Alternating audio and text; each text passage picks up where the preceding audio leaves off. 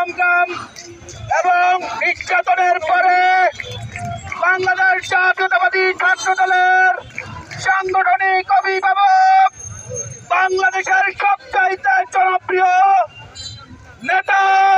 জনাব তারেক রহমান, এই কুলাঙ্গার শেখ হাসিনা, এই অবৈধ ফ্যাসিস্টের অত্যাচারে বাংলাদেশ থেকে একরকম বিতাড়িত হয়ে বিদেশের মাটিতে বসে দিন রাত 24 ঘন্টা পরিশ্রম করে এই বাংলাদেশে আন্দোলনের রূপরেখা তৈরি করে গত আগস্টের 5 তারিখে আমাদের ছাত্র জনতার আন্দোলনের মাধ্যমে এই দেশে স্বৈরাচার মুক্ত এবং গণতান্ত্রিক রাষ্ট্র প্রতিষ্ঠার একটি পথ সুগম করেছে। ইতিমধ্যে আপনারা জানেন আমাদের সেই নেতা আগামী 25 তারিখ বাংলার মাটিতে পা রাখতে যাচ্ছে। ইনশাআল্লাহ আগামী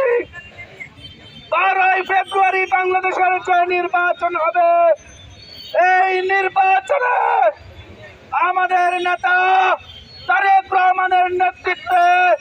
ধানের শীষ বিপুল ভোটে বিজয় হয়ে এই দেশের গণতন্ত্র এবং সার্বভৌমত্ব রক্ষার জন্য সরকার গঠন করবে ইনশাআল্লাহ। তার জন্য আমাদের সকলকে ঐক্যবদ্ধভাবে, বিশেষ করে জাতীয়তাবাদী ছাত্র দলের সকল নেতা কর্মীদেরকে অতীতের যে দুঃখ কষ্ট করেছেন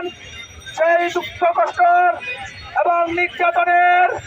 সঠিক জবাব দেওয়ার জন্য আপনারা ভোটের মাধ্যমে যেন দলকে বিজয় করে আনতে পারেন,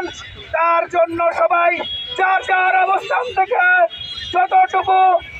শক্তি সামর্থ্য আছে তা দিয়ে আপনারা কাজ করবেন ইনশাআল্লাহ। এবং আগামী 25 তারিখে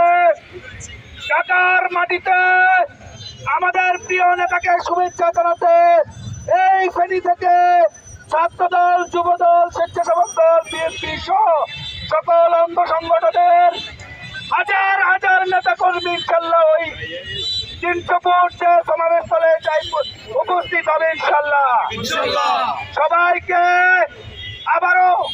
দলের প্রতি যে কমিটমেন্ট আপনারা রেখেছেন তা বাস্তবায়ন করার জন্য আগামী 25 তারিখ ঢাকার রাজপথে দেখা হবে ইনশাআল্লাহ।